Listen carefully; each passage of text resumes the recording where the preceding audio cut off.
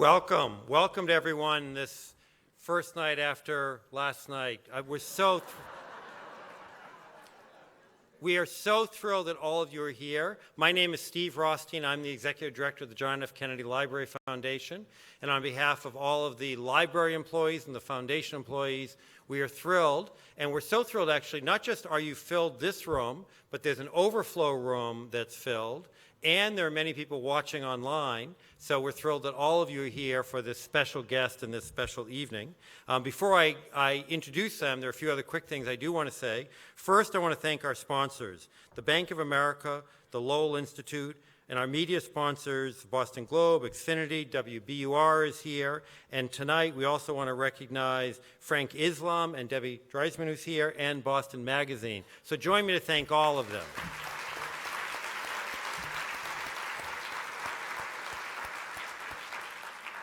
Our amazing host and guest are going to speak for a bit, and then there'll be a chance for question and answers. That if you're interested, there are 2 microphones in the aisles that you line up at that time, and Robin will tell you when that is. If you're in the overflow room, our team can help you come on in here and get in line as well for those questions. At the end, Doris Kearns Goodwin has graciously agreed to sign books. They're also, if you don't already have them, they're available in the bookstore, and there'll be a line there. So if you're interested in the books, you can go out my left, your right. If you're not, then you can go out that way just to keep it going. I also want to say, for those of you who haven't read this yet, this is a brilliant piece of work. One of the things I try to do is read all the books from our authors who come here, and this one was just incredible.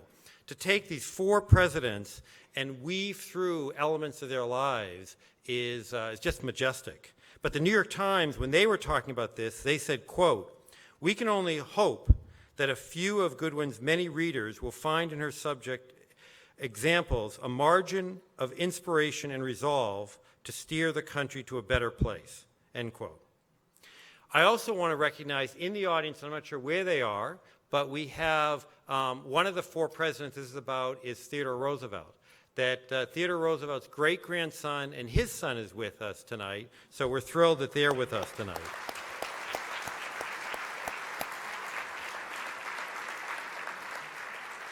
You know, when you do these kind of events and you sometimes say someone needs no introduction, well, literally, if you looked in a dictionary, Doris Kearns Goodwin's picture would be there in the near no introduction. So realizing that, I am going to say a little bit about this Pulitzer Prize-winning New York Times bestseller author. This is her 7th book, and it draws on her 5 decades of amazing scholarship that she's done.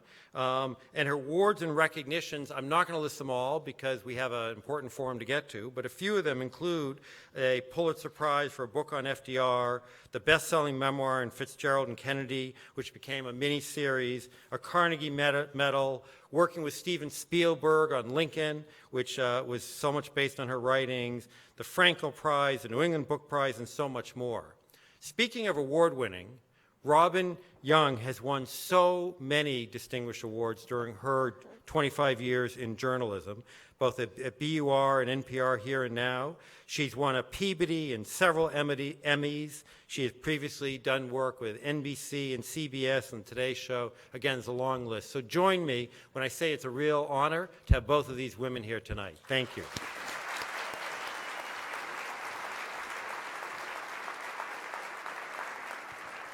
So there was nothing going on today. I just got out of the studio a few minutes ago and raced over here because we had some extraordinary press conferences today we're going to talk about. I just want to make one note. I just shrink and wince when anything I've done is mentioned next to my fellow New Yorker here, Doris Kearns Goodwin. But I have to change the website, Steve, because I think I wrote that 25 years in broadcasting 15 years ago. Although I kind of like it, you know, how it played.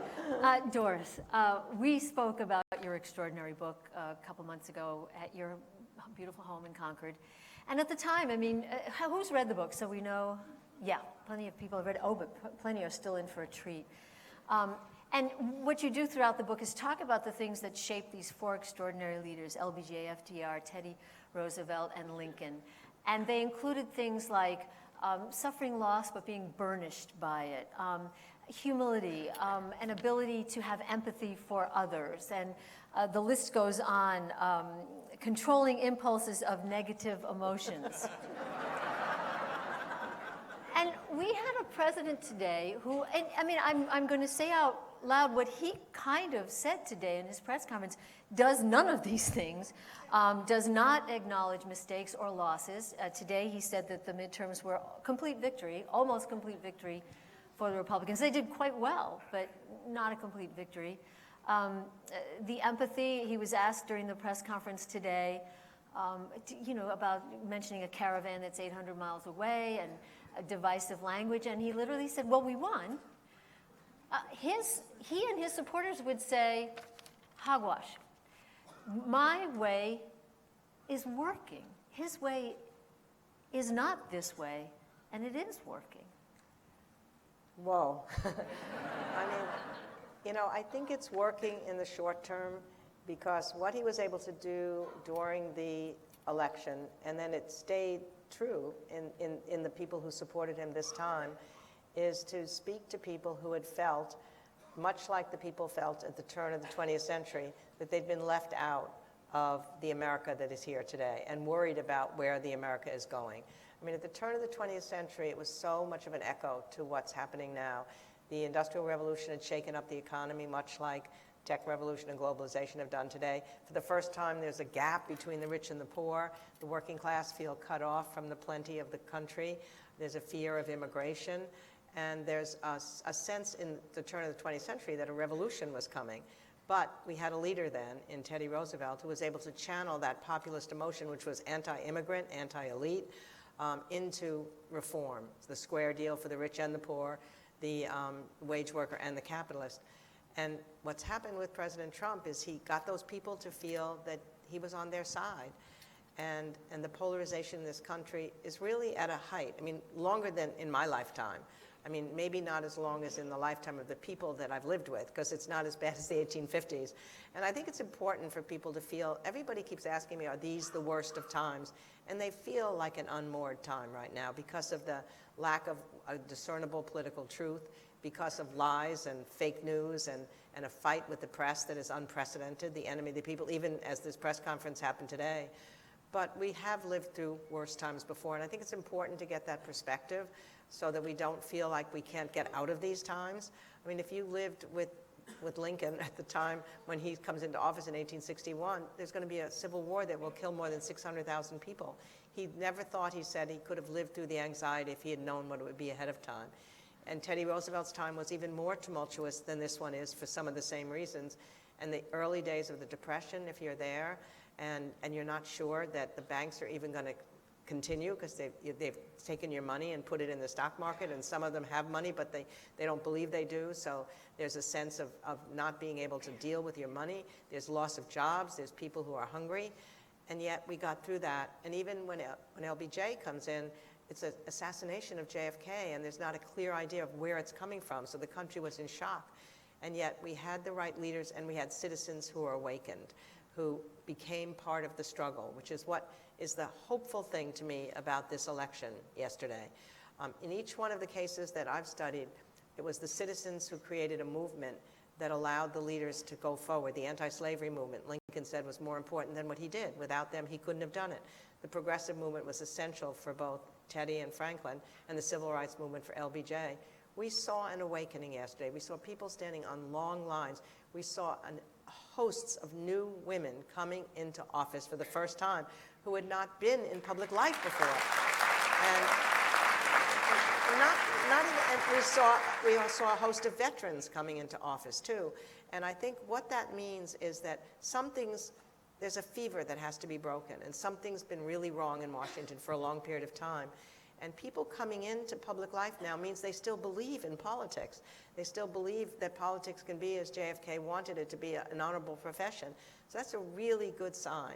So I think as polarizing as the election was, and how it still is going to produce a divided House and a Senate, if the citizens are awakened, and if the people are the ultimate check on what's going on right now, if they exercise their power, not just to vote, but to be citizens that are active instead of spectators, we're going to be okay. Well, and I'm glad you mentioned the word compassion and people having genuine fear, because having been out in places outside of Massachusetts. We are in a blue bubble.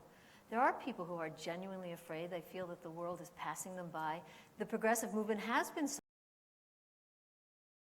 I mentioned sometimes, refer back to that 25 plus 15 years. I'll mention to my younger colleagues, they'll talk about how awful things are, and I'll say, are you kidding me? Never would have thought of recycling. We had to fly on airplanes where you die of cancer just from the smoking that was happening. It never would have occurred to women to be in broadcasting. I mean, that's just a very small list, So there has been so much change, and there are people who are genuinely very frightened by that. There are also deplorables, hate mongers, who are hearing the words of the president, and this isn't just me saying this. These are right-wing websites saying that after hearing some words from the president about sending troops to the border and an invasion of immigrants, they are saying things like that recent ad that was complete fear-mongering, so bad that Fox News had to pull the ad, the Willie Horton-esque ad. The right-wing websites were all crowing about how we couldn't have written it better ourselves. We couldn't have done this better ourselves. So that is happening.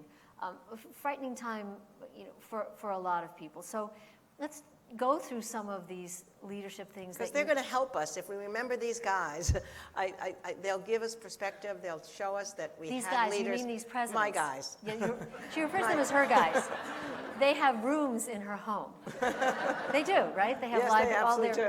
This is Teddy's room, and but before let's talk about the guys, because these people who are so afraid, many of them that I've spoken to, they just see President Trump's boisterousness, as they would call it, as Teddy Roosevelt. Why isn't it the same? Why isn't it the same as somebody who was slightly imperialistic for a while and kind of carried that big? Why isn't it the same? Well, I think in some ways, if we needed somebody to come back today to take on President Trump, it would be Teddy Roosevelt. I mean, he had that fiery spirit. He understood how to have short phrases so that he'd be great with Twitter, I think. Speak softly and carry a big stick. Don't hit until you have to and then hit hard. Even gave Maxwell House the slogan, good to the very last drop. He could command attention. He'd be the center of colorful attention. I mean, he liked that as well as President Trump does. They said about him that his daughter actually said about him that he wanted to be the baby at the baptism and the bride at the wedding and the corpse at the funeral. However, there's huge differences. I mean, the first difference is humility, the quality that we mentioned, which means the ability to acknowledge errors and learn from your mistakes. When he was in the state legislature, he admittedly said he grew a swelled head. At first, he was so blistering in his language against his opponents. He would pound his desk and he would say terrible things about them, and he made headlines all around New York State. And then he realized he couldn't get anything done because the Democrats wouldn't listen to him, and even his fellow Republicans were upset with the kind of language that he was using. So he said, I had a swelled head, I rose like a rocket, I came down like a rocket, and he learned to soften his language and to compromise and to collaborate. He also developed something that I'm afraid President Trump, I haven't seen develop, which was empathy. I mean, he acknowledged that when he first went into politics, it wasn't to help other people, that it was just an adventure. He wanted to go into politics. But then as he went through the political experience and he went into decrepit tenements and he was a police commissioner and he saw what the slums were like at night and he saw child labor, he said, I began to feel what a fellow feeling, he said. I had a fellow feeling that may have been conscious at first, but then became real. And I wanted to do things to make things better. Could you expound on this? He was police commissioner in New York at a time when they were called tenements, and they were a horror. What did he see? What are some of the things that he saw that shocked him? Well, amazingly, what happened is he decided that he had to see whether the policemen were doing their job, because the police department was pretty corrupt at that time. The political bosses were making deals with them, and some of the policemen were very good and others were corrupt, so he wanted to see who was doing their job. So between midnight and 5 a.m., he put on a coat, he put on a slouch hat, and he went wandering through the streets, and they couldn't recognize him, he thought. And they didn't, actually. And at a certain point, he comes on a policeman who's with a girl, and he's not doing his duty. And so he says to him, what are you doing? The guy says, what's it to you, guy? He doesn't know. And the other guy next to him says, don't you see who that is? And then there were cartoons all over the place of policemen terrified of big teeth and glasses. But what he saw was when he saw the slums at night, he saw the lack of light. He saw the the stairwells that you couldn't get up. And you begin to feel then when you do that. And then, of course, he became a soldier in the Spanish-American War, so he's with his fellow soldiers. And through each one of those situations, he developed an increasing empathy, and he said fellow feeling for that. And the thing that he said, which is a warning to us today, he wrote an essay in which he said that the rock of democracy will founder at the point when people of other regions and classes and parties and religions see each other as the other, rather than as common American citizens. So what he did as a leader was, when he's president, and here's the difference again with President Trump, it wasn't just stoking his base. He wanted to expand it. So he went to states that he lost as well as states that he won. He went to the West as well as the East on a train. And he went weeks in the fall and weeks in the spring, and he would, and it was wonderful. What would happen is he would meet with everybody in the city, and he'd hear the complaints of the press. He was very close to the press, which is another difference between the two. They were his partners in many ways. And he would then go and continue on the train, and he would wave to people who were standing in the small road crossings along the way. And there was one point when he's waving frantically at a group, and they're not responding. They're rather cold, until he's told, because of his nearsightedness, he's waving frantically at a herd of cows. But again, there's another point. His square deal, he said a good deal is when both sides win. So it's for the rich and the poor, the capitalists and the wage workers. I said, what President Trump has said is that that's crap to say that there's something about both sides winning. All that matters is my side wins. I mean, literally, he wrote that. So that's the whole difference in the idea of what you're doing in government and what your leadership responsibilities are. But when you talk about him saying, Teddy Roosevelt saying, we will, oh no, who did you say said if we see the others as the That's other? Teddy warning Teddy, about yeah. that, yes. But when you talk about Teddy Roosevelt warning, if we see another American as the other, we will fail. Do you think the left has become as guilty as Trump and his supporters of seeing other Americans as the other? Well, I think certainly during Hillary's campaign, that was a problem. When she was able to talk about these people as a whole in a negative way. Yes, I do. I mean, it's not just the left, but I think Americans themselves right now have to understand other people's points of view and why some people feel that America hasn't been good for them. I mean, my husband was writing columns, Richard Goodwin, in the 1980s, in which he said that democracy is teetering on the edge of middle class being squeezed, and that the Democratic Party, he said then, was losing its soul because it was too connected to the people in power, too connected to the money interests, that it wasn't worrying about the fact that the plenty of the country was not being distributed through the lack of mobility, through the lack of education, through the lack of progressive politics reaching down to a whole group of people who felt they weren't able to make it through the system with their discipline and their energy. And that was what Lincoln had always said. You rise, what a democracy depends on is everybody's discipline and talent can be used to the extent that it can rise to the system as well as they're able to. And the system wasn't allowing that to happen. Yes? I just want to mention, when you mentioned Hillary Clinton, linguists had said, and this really stuck with me, you probably know this as an observer of human nature and such a writer. Linguists have said she made a fatal error of speaking of the basket of deplorables first. And then she said, of course, there are wonderful people who are truly afraid of their future and the changing world around them. And linguists say that what you front load with is all people here. And if she had just reversed that, we might not have had the reaction that we had. And you also mentioned a couple other things I want to bring up later. But talk about how each of these four men survived the thing that burnished them. It was such depression for Lincoln that his friends were moved sharp objects. It was depression for LBJ after he lost his first run, went again into a severe depression. Polio for FDR. For Ted, Teddy's the loss of his, wife and his mother on the same day in the same house. No, you're so right. I mean, I think one of the traits of a leader is so important is resilience and the ability to come through adversity and through loss. And again, if we just talk about President Trump, during the campaign, he said, he would have the very, very best temperament of anyone who'd ever run for president because he had never lost. He had always won. Now, of course he had lost. There had been bankruptcies, and if he'd reflected on that, there might have been a happy thing. But in my guys, so just going through, and here's the interesting thing about Lincoln. When he runs for office the very first time, he's only 23 years old, and he gives out this remarkable statement. He said, every man has his peculiar ambition. Even then, he's saying, mine is to be esteemed of by my fellow man, to be worthy of their esteem. Amazing that a 23-year-old, most people go into politics, or when they're young, it's for themselves, and that at a certain point, it transfers into for the greater good. He already had that, right? But then he says, I don't know whether I'll win this election. I'm young and unknown to many of you. If I lose, I've been so familiar with disappointment, I won't be very much chagrined. But then he says, but if I lose, I want you to know I'm going to try 5 or 6 more times until it will be too humiliating.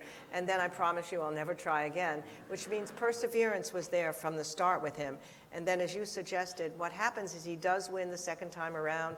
He's in the state legislature, but his gap between what his big ambitions are and what's happening to him in the state legislature are so large that he begins to feel this melancholy. And then he breaks his engagement with Mary Todd, and he feels like he's broken his word to her, and he does cycle into the most serious depression of his life, where his friends are so worried, as you say, that they took all knives and razors and scissors from his room, and his best friend comes to his side and says, Lincoln, you must rally or you will die. And he says, I know that, and I'd just as soon die right now, but I've not yet accomplished anything to make any human being remember that I have lived. So that worthy ambition carried him through that, carried him through 2 Senate losses until he finally wins the presidency. So that's our Abraham Lincoln. And then Teddy, as you say, he was doing well in the state legislature. Finally, he'd come down from realizing that he had to change his approach. And he gets a telegram that his young wife has given birth to their first child. And they celebrate with cigars. And then he gets another telegram not long thereafter saying, your wife is dying, and your mother, who'd come to take care of his wife, who was only 49 and contracted typhoid fever, was dying too. He goes home, his mother dies first, his wife dies the same day in the same house. But the incredible thing is he goes into a depression, but he goes out to the Badlands to physically try and recover. And in the Badlands, he becomes a Westerner, a cowboy, as well as an Easterner. And he said he probably never would have been president if that hadn't happened. And so it broadens his experience. He's learning about new ways of life. When he comes back to politics, he's a much different man. And of course, FDR's resilience through the polio changed him in lots of ways. He was an interesting young man before that. He had had success. He was a natural politician. He found when he first went to the state legislature himself, he said, William James, the philosopher, said, every now and then your character is defined when you find that voice within you that says, this is the real me. He found that when he was barnstorming the very first time when he went out for the state legislature. He wasn't a great speaker at the time. Eleanor said they were so worried that he would pause so often between his sentences. They thought he'd never go on. But then by the end of the campaign, they thought he'd never stop, that he was up there too long. But then what happens to him, obviously, he's in his 30s still. He gets stricken with polio. He's paralyzed from the waist down. And he cycles into a depression too, but comes out of it by just deciding I'm going to do everything I can to strengthen my back and my chest so that I can manipulate the wheelchair and do whatever I can to try to walk on my own power again. So every day he's asked to be taken from his wheelchair onto the carpet of the library floor so he can crawl for hours just to strengthen his chest and back. And then, of course, he goes to Warm Springs, and he allows his vulnerability to be seen by the fellow polios, as they called them, that he invited there to come, not just to heal in the giant waters, but to learn to have fun in life again. So he plays water polo and tag, and they have wheelchair dances, and they have cocktail parties at night. And they wrote, I read their oral histories, that he changed their life because he made them feel they could live a full life. But he then emerges much more warm-hearted, much more empathetic to other people to whom fate had dealt an unkind hand. And then, as you say, LBJ loses a Senate race and goes in the opposite direction. Sometimes adversity can send you backwards. He had had much empathy as a young person before, but then he turned his back on the New Deal. He became more conservative to win the Senate race. And then he accumulates power, and he becomes the majority leader of the Senate, the most powerful, youngest majority leader of the Senate. But then he has a massive heart attack. And then in his depression, he comes out and he asks himself, what if I died now? What would I be remembered for? And then even in the Senate, he goes for civil rights, gets the first civil rights bill since Reconstruction through the Senate. And then in the presidency, civil rights becomes what he cares most about. So afterwards, some people. The story that you tell is one I wasn't as familiar with.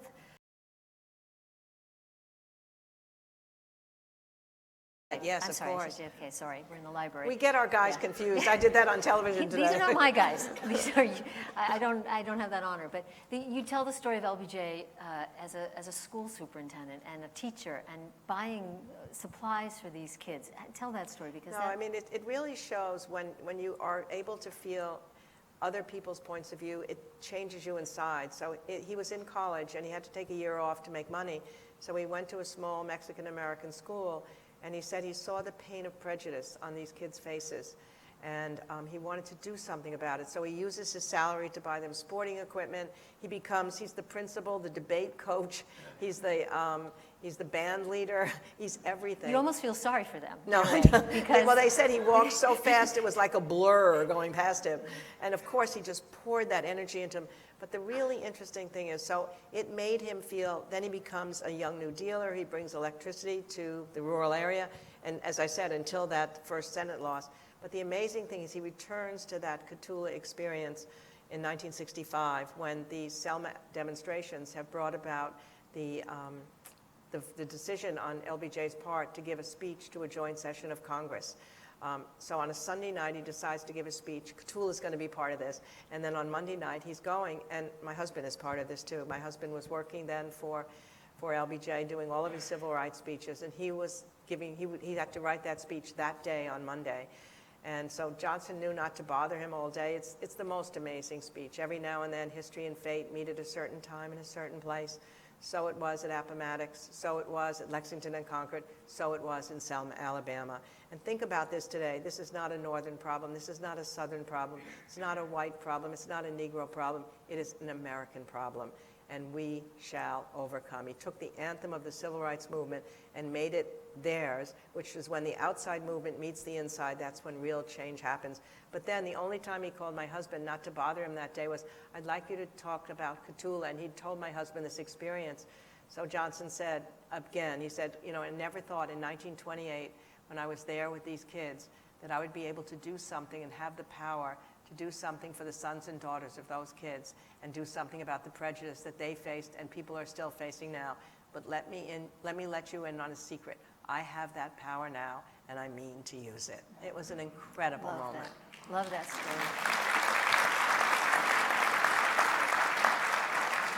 And back to Donald J. Trump, because his many supporters may feel that he is exerting that same power for them.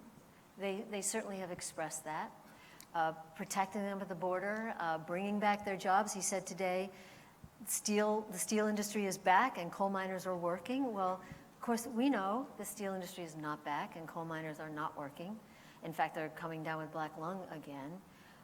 But his supporters strongly feel he is that. You said something before about being surprised that he didn't mention the losses that his family has had, the huge, the bankruptcies, but also the lawsuits when his family was found to actively not allow African Americans to live in their buildings. I also think all the time about the loss of a brother who was said to have been the most charismatic in the family and somebody who decided they wanted to live their own life and was just, charmed the pants off of everyone and had all this potential and became an alcoholic and died of alcoholism. And here we have a president who does not drink, but exhibits a lot of behavior, tweeting at 2 and 3 in the morning. And that's the loss of a sibling to me, and as someone who, is familiar with alcoholism in a family, that would have burnished me, that would have shaped me. As an historian, is that something that you've wanted? I know if I ever interview him, that's something I wanted to ask him about. I mean, we'd hope that would bring out in him, that sense of vulnerability, the sense of loss, the sense of self-reflection. And whether it's there and he doesn't talk about it because maybe he'll think that'll be a sign of weakness, or whether he just has shut himself down from it, I don't know. Somebody would have to know him. But I think the interesting thing that the fact that people feel he's on their side, he has certainly mastered the new form of communication today.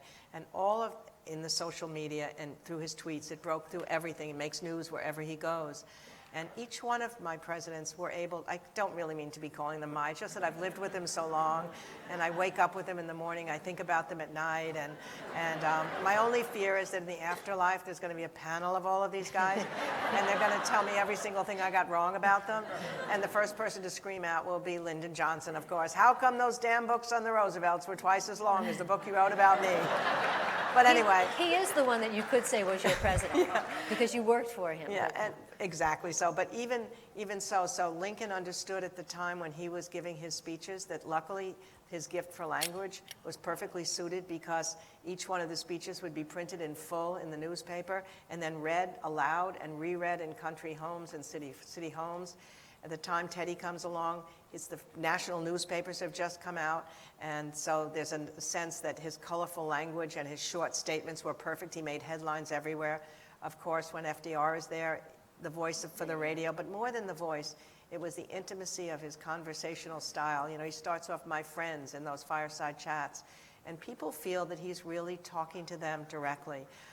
There's a story of Saul Bellow walking down the street on a hot Chicago night and watching 8 out of 10 radios would be tuned in more than anything, more than the entertainment, the sporting events, to listen to these fireside chats. And he could see people in their living rooms and their kitchens looking at their radio, and he could hear Roosevelt's voice coming out. And he said you could keep walking down the street and not miss a word of what he said. And then there's a construction worker running home, and the partner says, "Where are you going?" He said, "My president's coming to my living room to speak to me tonight. It's only right I be there to greet him when he comes." And there was a sense when he died that strangers were huddling around saying, "My friend is gone." And somebody said, how incredible it is that one person dies and millions feel lonely. That was the bond that he established with the people. And then, of course, you get JFK and Ronald Reagan with television, and LBJ in those joint session of Congress was able to do that. And then you get Donald Trump with social media. And the difference is that social media worked when he was campaigning, but at some point, those tweets that you do at 2 and 3 in the morning, those extemporaneous things that are not filtered in any way, become a problem for the country because they're angry. There's no controlling emotions. If only he had been able to do what Lincoln did. Lincoln, when he got mad at somebody, had this ritual where he'd write a hot letter to the person, then he'd put the letter aside, hoping he would cool down psychologically and never need to send it. If only he had hot tweets and cool tweets and he didn't send them out in the middle of the night. But because of not making that gap between campaigning and governing, not for some people, but for all the people, it's as if Lincoln understood when he was president that even though he was able to fight, he could have had the best jibes at other politicians. You know, there's a moment when somebody yells up at him in the Stephen Douglas debate, "You're two-faced," and he was able to say, "If I had 2 faces, do you think I'd be wearing this face?" He was that quick. But he said once he became president, he never wanted to speak extemporaneously. He wanted to prepare his words because he knew that words matter. Words inspire, words can hurt, words can bully. Words are the stuff of democracy, and it's that worries me the most about now, that there's no shared political truth. But again, I mean, the citizens... And there are lies. And there are lies, and there are fake news. I understand. It's been very awkward, because the press, and I'm sure historians, debated for a long time. A lie is when somebody knowingly says something. You could misspeak or you could be misinformed, but when you know that somebody knows something and it's a lie, it's very hard to have to say. But I know you want to talk about your guys, but. What would you want? How would you conduct an interview with Donald Trump? What would you want to ask him? I think what I'd do is bring my 4 people back and have them conduct the interview. No, I'm serious. What would you say? I mean it. Just think if Lincoln came back and he suggested to him, why don't you read my second inaugural? Why don't you read the words that say the sin of slavery was shared by both sides, just on the moment of triumph? How many times has President Trump been on a moment of triumph when you hope that the joy of the triumph will allow him to reach out to everybody else and not just this group of people that elected him. His inaugural speech was filled with carnage. Even at the time of the Kavanaugh hearings, when he was triumphant, he got what the Republicans wanted, a conservative on the Supreme Court. And instead of saying, well, now let's try and heal these divisions, instead he said the Republicans, were the good people and the Democrats were horrible people because they'd made this hoax. At the time of the bombing plot, I kept thinking maybe now he'll be able to say, and he talked about unity for a minute, and then the next day he was talking in the opposite direction, that it's the press's fault. Do you mean about the mailed The mailed bomb bombings. threats? Yeah, I mean, that was the biggest plot against the country leadership since Abraham Lincoln. We could have seen 2 assassinations. Of two, I think it's just 2 that it former didn't presidents. happen doesn't mean that it wasn't scary to happen. But I think to a certain extent, the important thing is that, so if you brought back Lincoln, he could talk about reconciliation. What does he say in that second inaugural? He could say to President Trump, why don't you talk like this, that with malice toward none and charity for all, let us bind up the nation's wounds. The overwhelming number of people in this country want these divisions to be healed, right? If Teddy comes back, he can teach him, I think, about a deal that's square for both sides.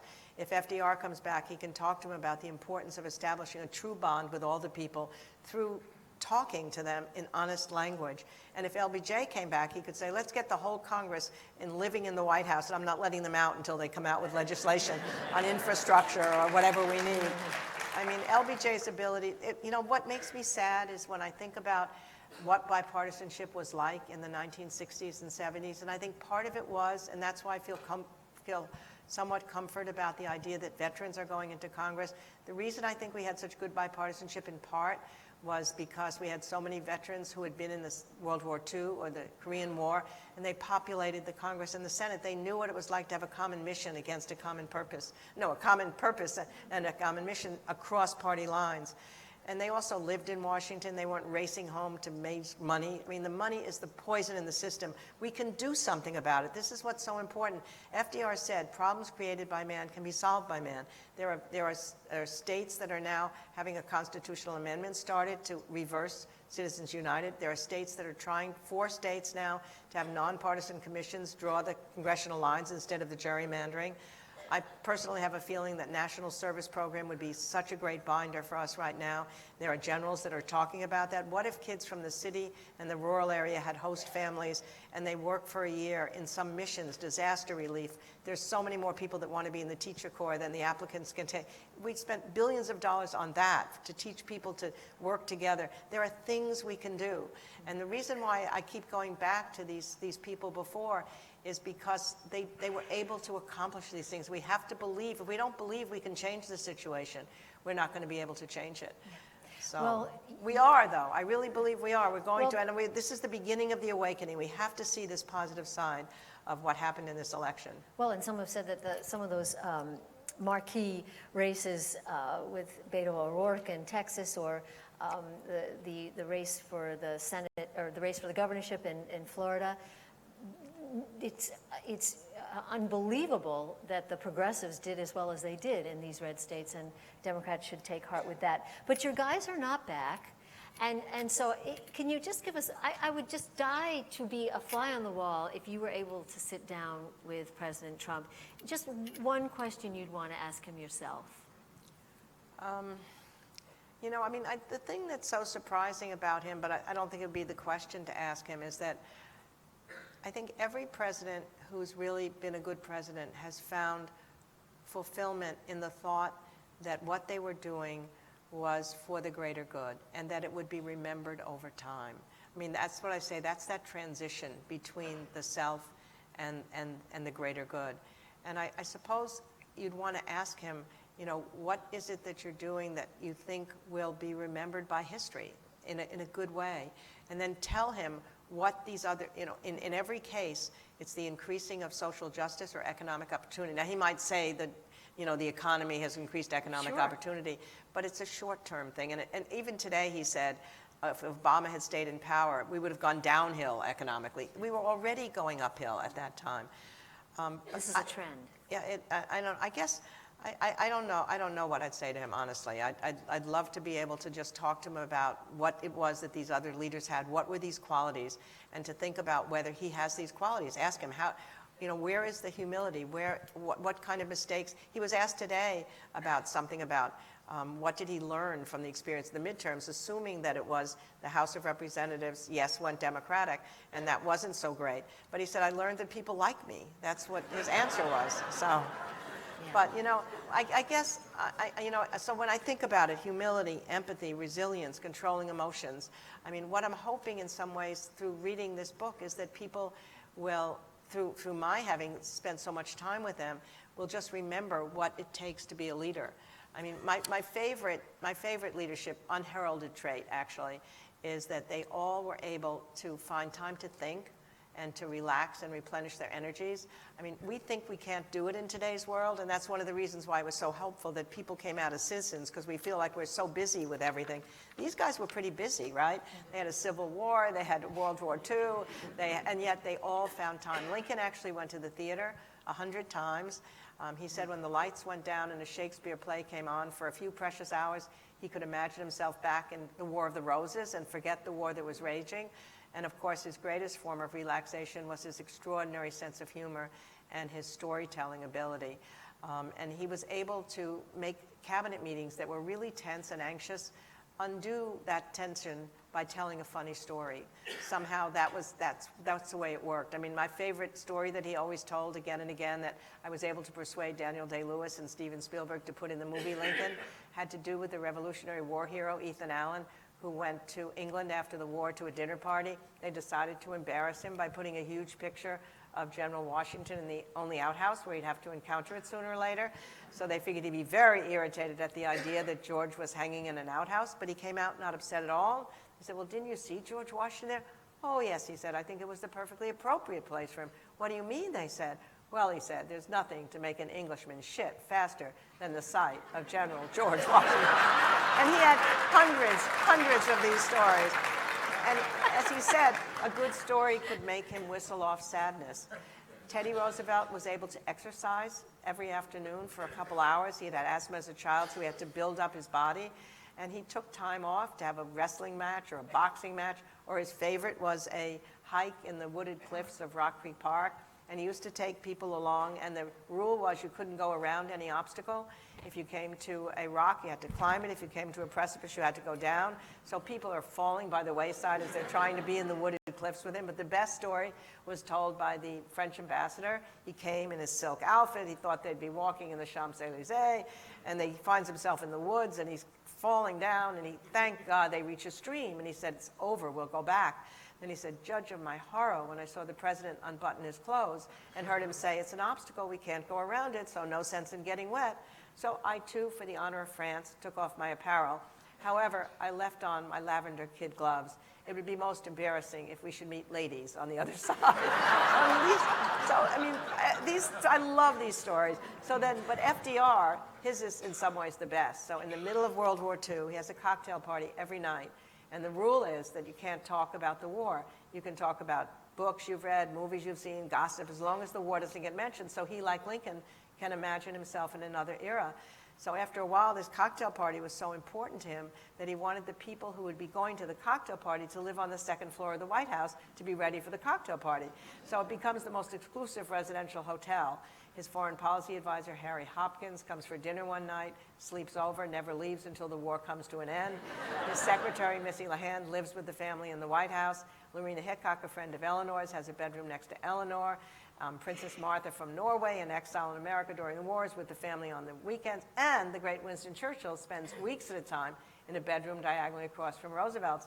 So when I was writing the book about Franklin and Eleanor, I became obsessed with the thought, all these people are together in their bathrobes on the corridor that surrounds the 6 and 7 bedroom suites, and just wishing when I've been up there with LBJ when I was 24 that I'd thought of asking, where did Churchill sleep? Where was Roosevelt?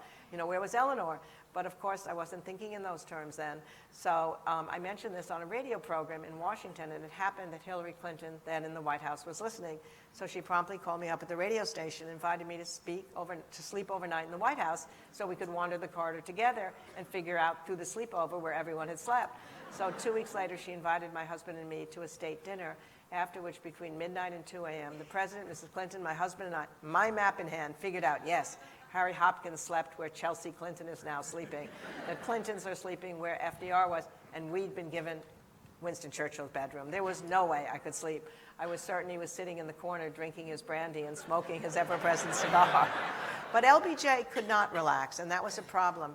When I was with him in the ranch later, when he was still president, actually, he had a pool at the ranch, and you're supposedly swimming and exercising in the pool, but it was so filled with floating rafts, with floating notepads and floating telephones that you couldn't move in the pool. So that's one of the things. Now, he does go play golf.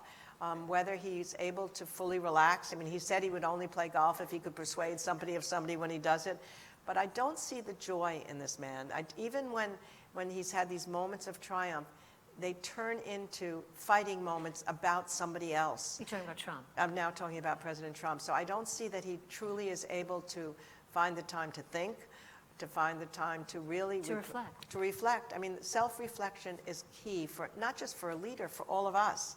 And I don't see that in him. And these guys had it. I mean, FDR took a fishing trip one day for 10 days in the middle of England being bombed by Germany before we were in the war. And while he was on the fishing trip, he came up himself with the whole Lend-Lease idea because he was away from the bureaucracy in Washington. And he came up with the idea we lend our weapons to them. We're not allowed to sell them. We can't give them to them, but we can lend them, and then they'll give them back at the end of the war. I just want to, you're going to be able to ask your questions in about 10 minutes, so be thinking of them. Another in your list, your great list of the leadership traits of these great four presidents is the confidence to surround yourself with strong-minded people who can argue and question assumptions. And today the president fired his attorney general. Well, Jeff Sessions resigned, as he said in the letter, at your request, which I think is a firing. Of course, this isn't the first day after the midterms where there's been a shakeup, but your sense of, another moment in time, there's nervousness now, outside of the Saturday Night Massacre and the Nixon-era investigations, your sense of another time where, people were so worried that a president might try to derail the part of government that might be investigating him. I mean, I think the Nixon parallel is the only one that I know in our lifetime again.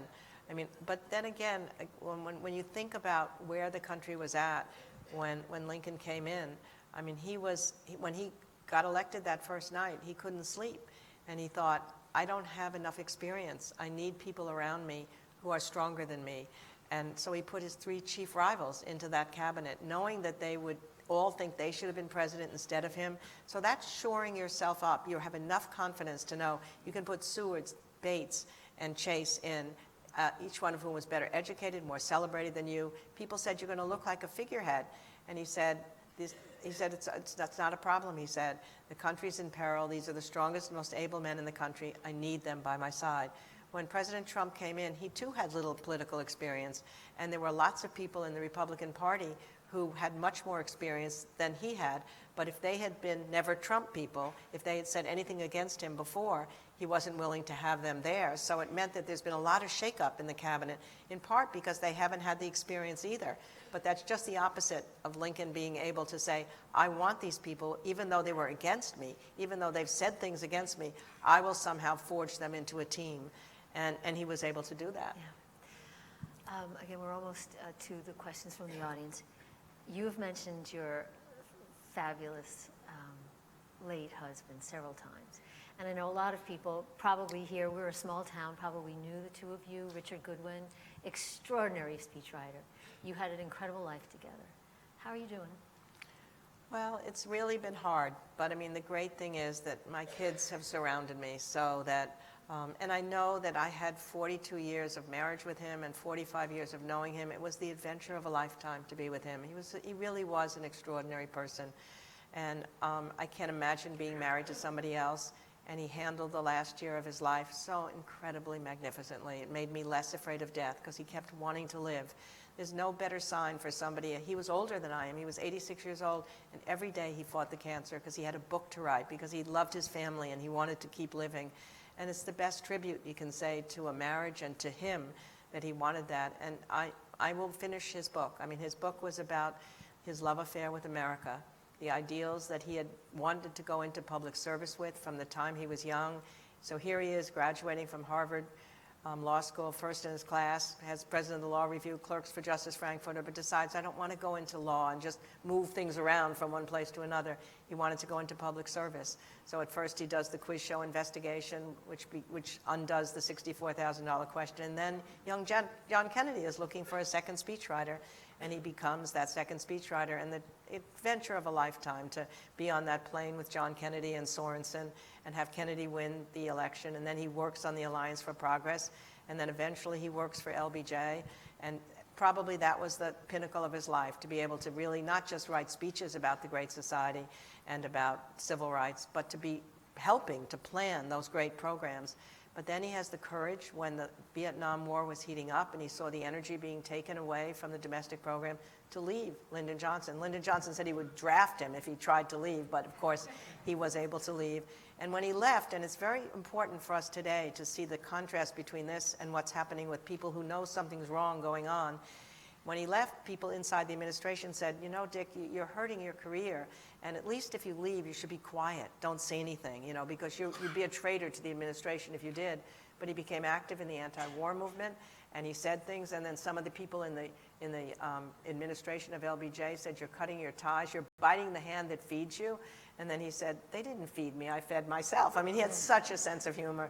And at any rate, then he ends up working with Bobby Kennedy, and actually helped Bobby Kennedy on his Ripples for Hope speech, the great South Africa speech, was with Bobby Kennedy when he died, and still didn't give up on what politics and public service meant. With all of those sadnesses of watching JFK, Bobby Kennedy, Martin Luther King, the book he was writing talked about the fact that he'd lived through the Depression, he'd lived through World War II, he had lived through all these events that happened in the 60s, and yet he still believed that the ups and downs of America was such that we would get through this.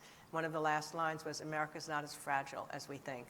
So it's that hope, I think, that he gave to me, that I think he gives to all of us.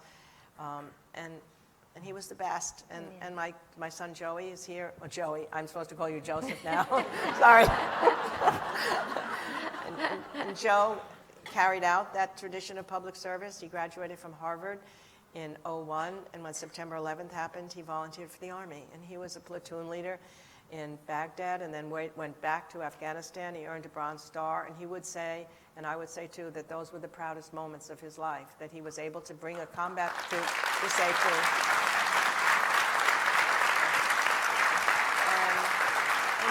So I've got Joe, and he and his wife had a child this August, a boy, which is being named Alexander Richard Goodwin. So he's living on. And my son Michael is a teacher in our high school in Concord, where he and Joe went. And he and his two children, who are 8 and 10, have moved into my house to live with me. So there's a whole generation of the future. So my husband's alive still. Well, Doris Kearns Goodwin, I can't wait till you finish Dick's book, A. And I wish I had been a fly on the wall seeing him in the past, you know, after 2016. You said that Donald Trump, as these other men did, you know, took advantage of the media of the day. But I just wish I could have been there to see Dick saying, no, the grammar's wrong, and it's just not, you know, responding to those tweets. Doris Kearns Goodwin, the book is Leadership.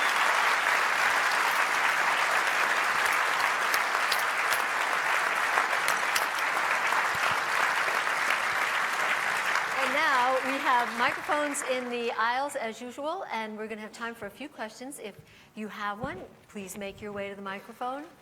I know it's intimidating. Yep, we have one over here. Thank you, Doris, for all you've done for us. I still think your best book is about the Brooklyn Dodgers. You've mentioned a couple of the things that have happened, unfortunately, in this country the last couple of months. But every week is a new crisis made by the president. How do we avoid forgetting about what happened 2 weeks ago when these are such important events?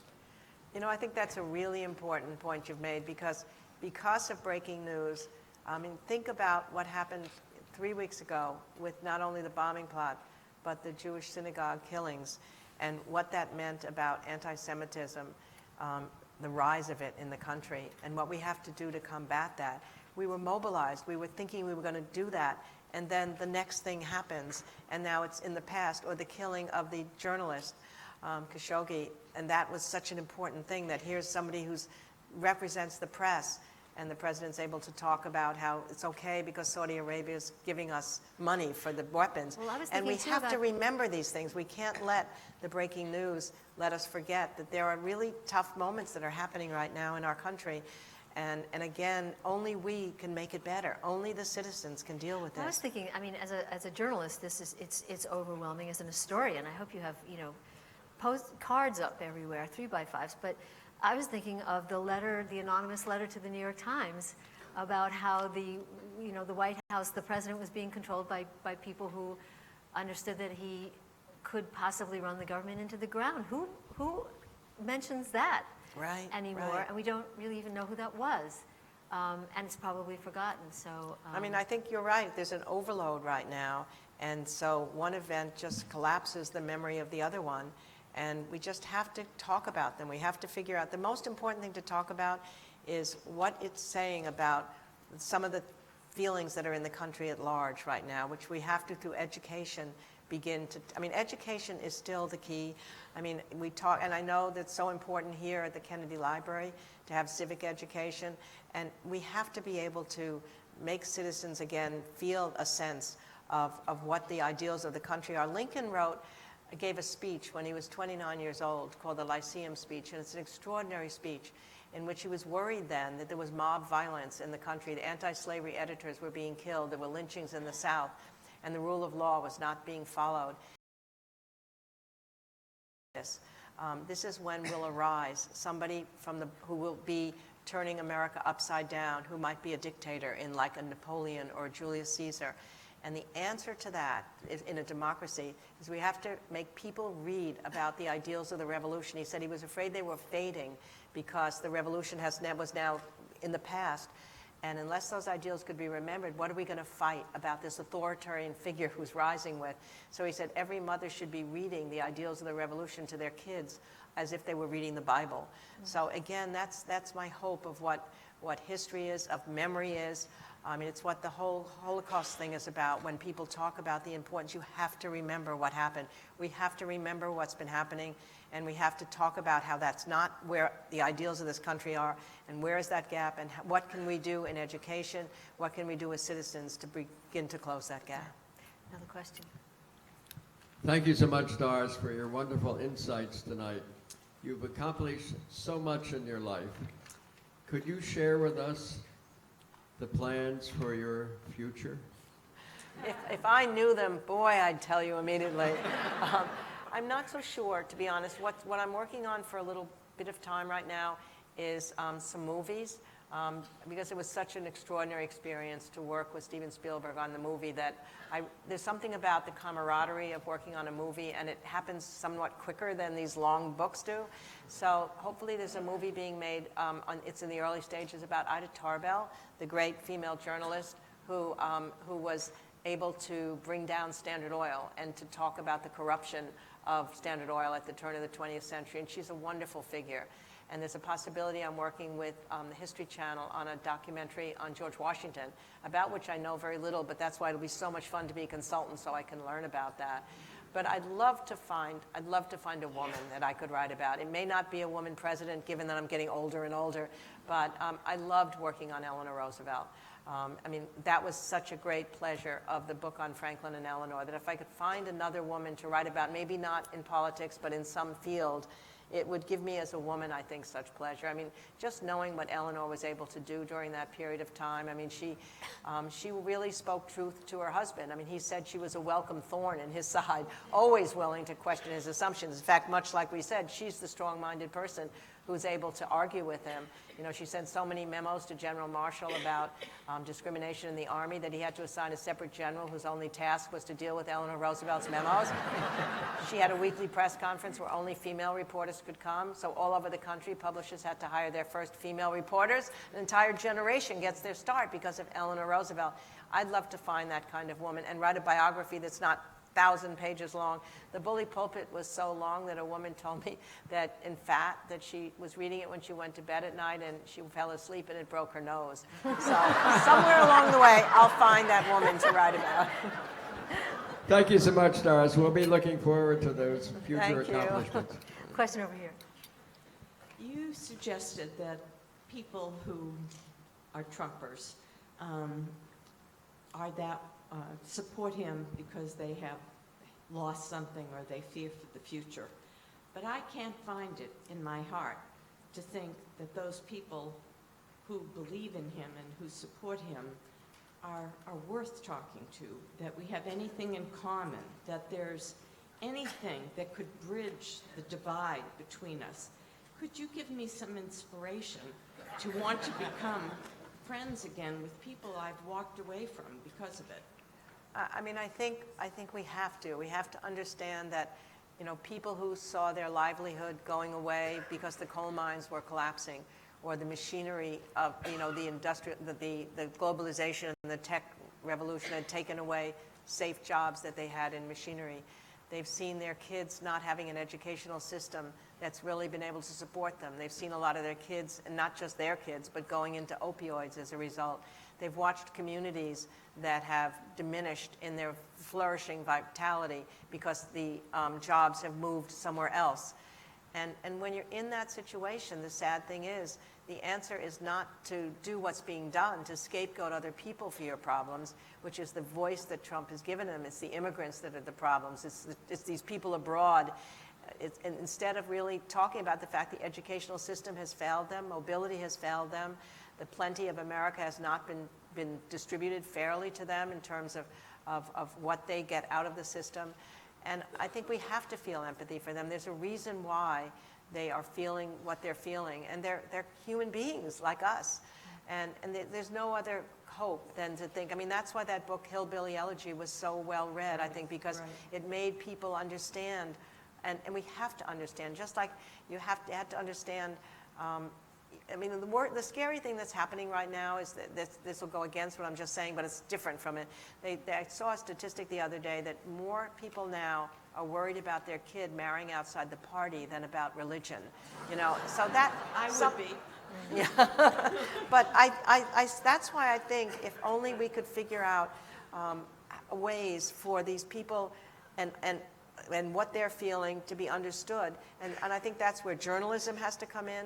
It's where television has to come in, where movies have to come in, and where people have to go to these places and talk to people. And I mean, I was in West Virginia the other day and was talking to a person whose father was in the coal mining industry and who felt that that was their life. They loved it. Whatever was happening to their black lungs, it was their way of life that was taken away. And they believed somehow that it was going to come back. And I said, but it hasn't come back yet. He said, oh no, there's a coal plant over there and there's machine shops that are building around it. And I don't think that's true, but that desire to have it becomes reality for some people. Well, I think too, if I might just add, just from Sure, my please observations, do. you know, out on the campaign trail, we all know that there are people who very much support Donald Trump who fit that profile,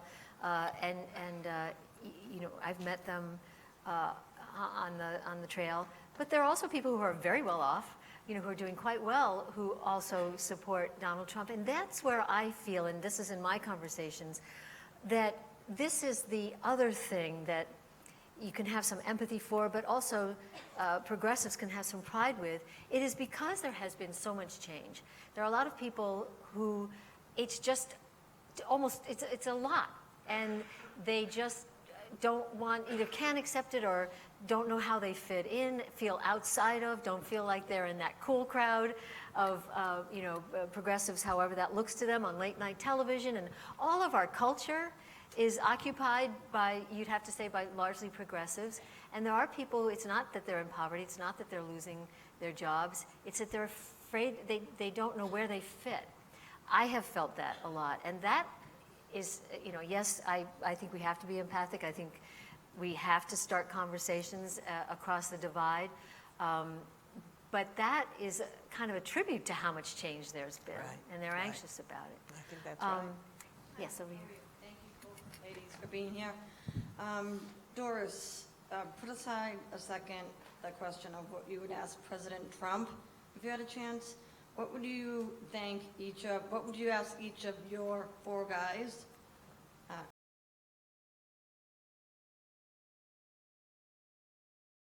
maybe in regards to how they shaped our lives today, or, maybe making it better for us.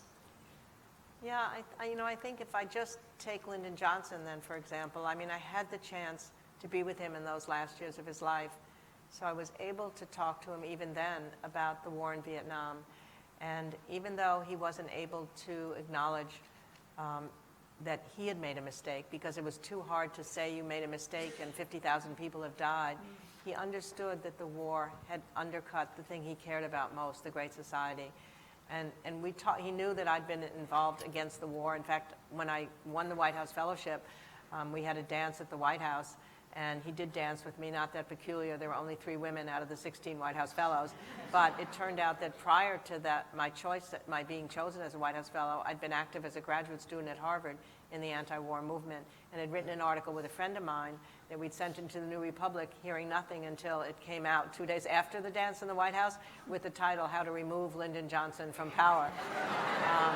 But instead of kicking me out of the program, he said, oh, bring her down here for a year, and if I can't win her over, no one can. So I did have that chance to talk to him, about why he thought the war was so important. It was different from what I thought. He thought really the domino theory meant something, but it meant a lot to at least hear his point of view about that. So that's what I would have asked him if I hadn't been able to talk to him about the war. And there was such a sense of knowing that if ever he were to be remembered, it would be for civil rights. And I think I'd like him to know now, when you say what would you want him to know, I'd like him to know now, which his children know, but he never got to know, that the foundations of so much of our modern life were set in those years in 1964 and 65. Think about it: Medicare, Medicare, Medicaid, aid to education, civil rights, voting rights, fair housing, immigration reform, NPR, PBS. It's unbelievable. Head Start, what a part of our lives those programs are. And he deserves to have that remembered, and it finally is being remembered, even though the war will always be a challenge to him. And what about the other 3? Well, I think with Lincoln, I know I'm supposed to ask him, if I were going to meet with him, what would you have done differently about Reconstruction? That's the great historian's question. But I think if I met with him, I'd just say, please tell me a story, Mr. Lincoln, because then you'll come alive. Your whole face will come alive. With Teddy, I think I'd probably want to ask him, if you had it to do over again, would you decide not to run against your great friend William Howard Taft in 1912, which splits the Progressive Party in 2 and allows the Woodrow Wilson to win the election? And then if you hadn't run against Taft then, if you'd only been able to wait longer, you probably would have been able to run in 1916 and probably would have been elected. And how do you feel about that now? And I suppose with FDR, you'd want to still ask about the 2 things that are the hardest part of his legacy: the incarceration of the Japanese Americans and not bringing more Jewish refugees into the country before Hitler closed the door forever. And you'd want to try and understand why it was those failures there. So, but then on the other hand, you'd want him to know the New Deal still exists. So, I'd balance it if I was going to talk to them. First, I'd talk about the bad things. No, first I'd talk about the good things, and then I'd talk about the bad things. Thank you so much, Doris. Thank you for that question. Hi, thank you very much. It's an honor to hear you speak. So given the climate that we're in today, I don't want to ask you who you think has the best chance to challenge President Trump, but what are the qualities that you think have to come through based on your research as a historian, and how would you advise candidates to best present those qualities? Well, I think there's a good reason why the campaign of Beto O'Rourke captured the imagination of the country, because he decided to go to every single district in Texas. He had a progressive message. He didn't change it. He got money from small amounts of money at the beginning, and there was something about his authenticity that captured the imagination of the people. And I keep thinking about the fact that, there was a person in another midterm election who lost a Senate race, and that was Abraham Lincoln in 1858. But because of the debates with Stephen Douglas, he too had captured the imagination of the country. He had shown that he could hold his own more than anyone. Those debates were amazing. I mean, you think about them, they were 6 hours long. There would be thousands of people there.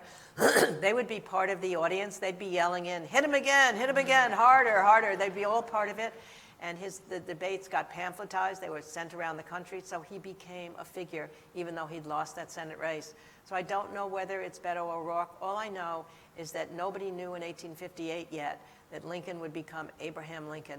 There's somebody out there. It may be a mayor. It may be a city councilman. It may be some young person who's lost the races. Some of the people who lost these races were extraordinary people.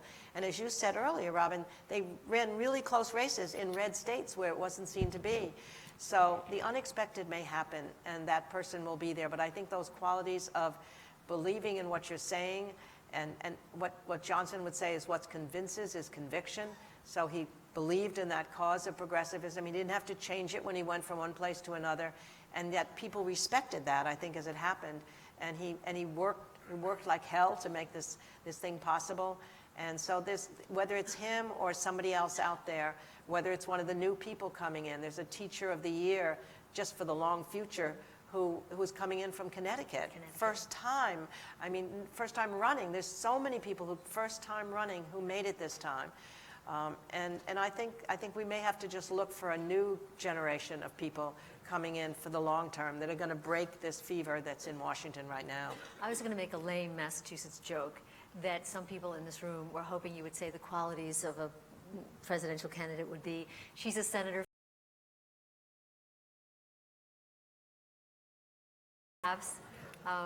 You set with your?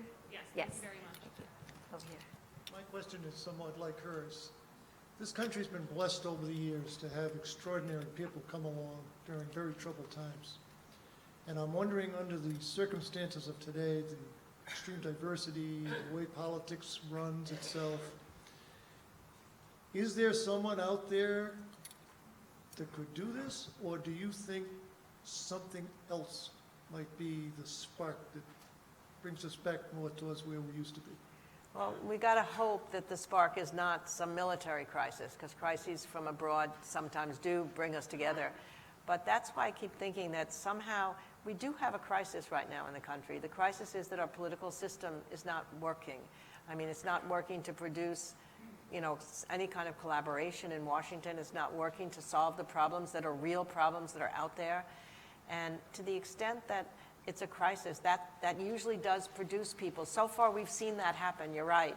Whether it's, and each one of, the interesting thing is each one of these 4 presidents that I've studied might not have been the right person for the other time. I mean, and when you have a crisis and you have an opportunity, it doesn't mean you're going to always have the right person there. I mean, Buchanan was there before Lincoln when the country was already splitting apart, and yet he escalated the divisions before Lincoln came along. In fact, Buchanan used to be the lowest on the presidential historians' polls, and in the latest presidential historian poll a few months ago, he was no longer the last because President Trump was at the bottom. So there was a story in the newspapers that the Buchanan family ancestors were celebrating. He was no longer at the bottom. Or think about, Herbert Hoover, the president, was there when the Depression had started, and he was a decent, good man, but his ideology could not allow himself to believe that the federal government had to step in to deal with the jobs, to unrig the system. And so he was then undone, and FDR was the right person with that contagious optimism. So we have had those people at the right times, at the right places. And it's interesting, Teddy Roosevelt said at one time, can you really be a great president without a war? Thinking that you needed, what your question is suggesting, a crisis to mobilize people around. But he understood the hidden crisis of the time, which was the inequalities created by the Industrial Revolution and the big companies swallowing up small companies. And he dealt with that, and that's why he's in the top of those presidential ranks. So yes, I do still think there's got to be somebody who can bridge those gaps. It's not somebody, whether the person's black or white or Native American or whatever they come from. It's that human quality that they can contain other people within themselves, and that they can empathetically look at the country and somehow make the country feel that we want to be common citizens again. We want to believe that we're moving forward. And there's lots of stuff that still has to happen in this country. As I say, education. I mean, teachers, one of the great things that's happening are our teachers more. The fact that we don't give them higher salaries, the fact that we don't value what they're doing with our citizens is crazy. And the educational system is at the bottom of, that's what Lincoln believed, that the educational system was critical toward a democracy. So we have so much to do in education. We have so much to do in economics. There's problems that are out there. We have so much to do to bring the immigrant situation to a citizenship that we need to do. Those real problems, somebody's going to talk about the real problems in a way that's authentic and unexpected. So someone's out there, I promise. Maybe they're here. Maybe it's one of you guys.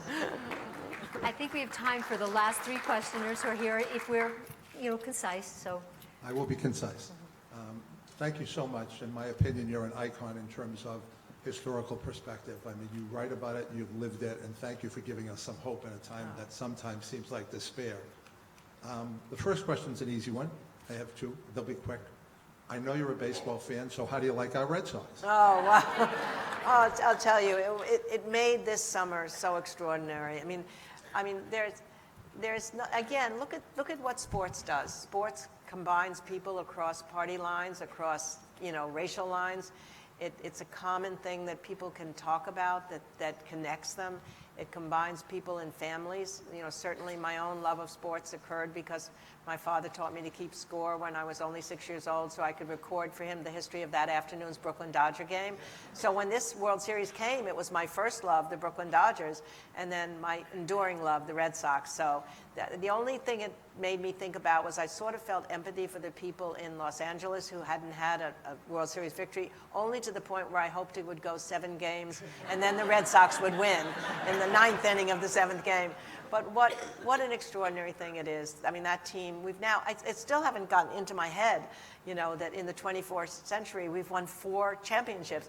There's still that old lingering feeling of, we're going to screw it up in the end because we always did that before. And that's what was beginning to feel in September and October. I don't know that anything will ever counter, however, what it felt like in 2004. After all those years, I remember when one of the playoff games when we lost the year before and some old guy stood up and we're all so desolate and he just says, year after year after year, and we all started laughing. We felt this sense of connection, but it's a nicer thing when you win rather than when you lose to feel the connection. So it's great, the Red Sox, what they've done for us. Thank you so much. This question's a little bit deeper. We are going through, as we've all mentioned, some very difficult times. We have a president that, after the shootings in Pittsburgh, where 11 people were massacred, and then 14 bombs were distributed, which could have killed 2 former presidents, Correct. as well as several people around them. We have a president that was upset because it broke his momentum during the election. And he said that aloud. Yes. He also considers himself a nationalist. And we are also facing, I think, in the world, we have countries like Italy that are going through populist revolutions. And again, I, of course, read all of your books, but I just finished Madeleine Albright's book about Beware of Fascism. And it appears that not only domestically, because our president has alienated so many of our partners around the world, but internationally, there are undercurrents of what might have happened before World War II. What do you think, or how close do you think we are as a world of approaching a catastrophic event? And what has to happen in the United States for us to pull back our civility and come to the middle again? Yeah, I do think that when you see echoes of what's happening here in other countries, there's some awareness that there hasn't been attention in any of those other countries to distributing the wealth and the power of the country to large numbers of people. Again, all those countries have these huge gaps between the rich and the poor. And I just keep thinking about, there was a moment after the wall fell when I remember there was an article in Time magazine about how democracy is spreading all around the world. It was one of those halcyon moments where you felt that somehow democracy was on the rise and that authoritarian governments like the Soviet Union were breaking apart. And now it feels the opposite way through the world as a whole. And maybe it does have something to do with globalization. Maybe it does have something with big companies. Maybe it does have something to do with that the people have not been able to get the fruits of the prosperity of their nation. But I guess in the end, the ultimate check on any of that are the people. I mean, we were worried about where's the check for the Congress and the Supreme Court and the presidency. Well, now there is a check that's in place. We've made the first check with the House of Representatives. And in the end, if the people themselves begin to really think through what we've all been talking about tonight, and I think the overwhelming majority of the people, they don't want to see immigrants undone. They don't want to see the things that we're talking about. They really want to have a solution to these problems. They want to see healing, division. They don't want this to be happening, this increasing polarization.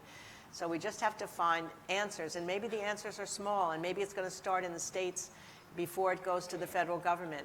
I mean, the states used to be the laboratories of democracy in the progressive era, so now they're going to have to be fighting against what's going on, and they have to be changing laws in the cities and the states. There's problems in each one of those areas that somehow there's less divisiveness in some of those local areas. But we just have to just take it one step at a time, and one step was taken, or maybe many steps were taken yesterday, not only in the House, but I think, as I say, in people still willing to enter public life, knowing what it's about, knowing that your private life is going to be exposed, knowing you're going to have to raise money too much, knowing that it hasn't been very fulfilling for many people, but they still wanted to come in and they wanted to change it. So those are the moments that we have to take. There's no other choice but us to take the sense of positivity and move it forward step by step. And hopefully people in other countries, Brexit, all these things are echoing here. They've got to do it in their own countries as well. Thank you so much. And we have two last questions. Doris, just a follow-up question on the Vietnam War. I watched the Ken Burns series and also read the John Lawrence book, The Catherine Way.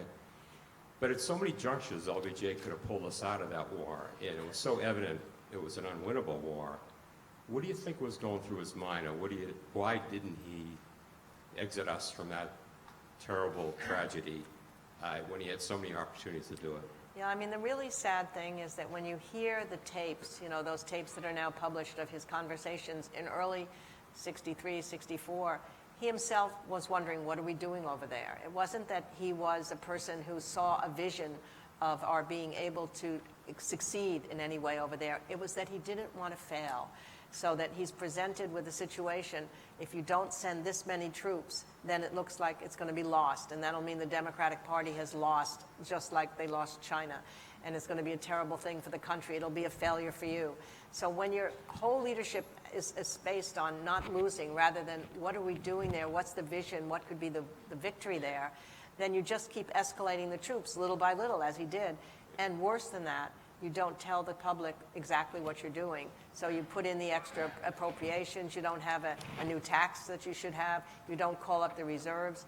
But then there were consequences then. I mean, the fact that he wasn't telling the truth about the war, that he was presenting it as better than it really was, that's what led to his loss of credibility, the credibility gap. It led to his having to resign from the decision to run again in 1968.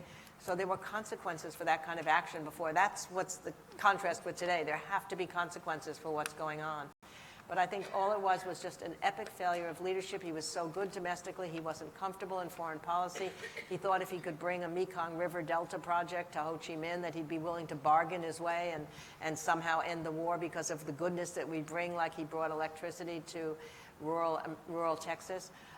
He just wasn't suited for that. And then put in a situation where it meant possible failure, he kept going forward instead of, it would have been hard for anybody to pull out. I mean, that has to be understood. I mean, it would have meant, possibly a lot of recriminations because we would have seemed to be, but it might not have even meant a loss earlier on, like it finally became anyway. So it's a very sad moment in our history, and it's important to remember that too, just to teach us what we're doing in foreign policy right now. And we have one last question. The final question. Dum, da-dum, dum. I just want to take you away from Donald Trump and go back to 1947, where you were a young girl in Brooklyn. Okay. And you wrote your first book and told your dad that you were going out with your girlfriends for the night, and you got home late, and your dad says, "Where were you?" He says, "Dad, I've got a confession to make. I know I'm not supposed to go to a Protestant church," but he says, "Jackie Robinson and Roy Campanella were down the Baptist church," and I went. And he says, "Why the hell didn't you tell me?" That's a great story. In fact, let me end I'm so glad you let us end on a note other than Mr. Trump right now, because we need to just enjoy something else about ourselves. So the fact that I was brought up as a Catholic did conflict with my love for the Brooklyn Dodgers, not only because I had to go into this Protestant church and was afraid that I might be giving up the life of my everlasting soul for this one night to see a Brooklyn Dodger person. And I felt, as I crossed the threshold, I thought maybe this is what I'm doing. So I thought I had to confess this in my first Holy Confession when I went to get my communion. So I told the priest that I'd done this, that I'd gone to this Protestant church, and it wasn't a problem. We were sitting on folding chairs. It was talking about sportsmanship. It had nothing to do with religion. So it's not a sin, he tells me. But then he said, and what else, my child? And then I had to confess another sin that related to the Brooklyn Dodgers. So I tried to hide it in between talking too much in church, wishing harm on others, being mean to my sister. And unfortunately, the priest said, to whom did you wish harm? And I had to admit that I wish that various New York Yankee players could break arms, legs, and ankles so that the Brooklyn Dodgers could win their first World Series. So he said, how often do you make these horrible wishes? Every night, I said, when I said my prayer. So he said, look, let me tell you something. I love the Brooklyn Dodgers too, and I promise you, you don't need to wish harm on others to make it happen. It will happen someday. Then he made me say a bunch of prayers, and then as I left the confessional booth, he said, say a special prayer for our Brooklyn Dodgers. How lucky that my first confession was to a baseball-loving priest. Look,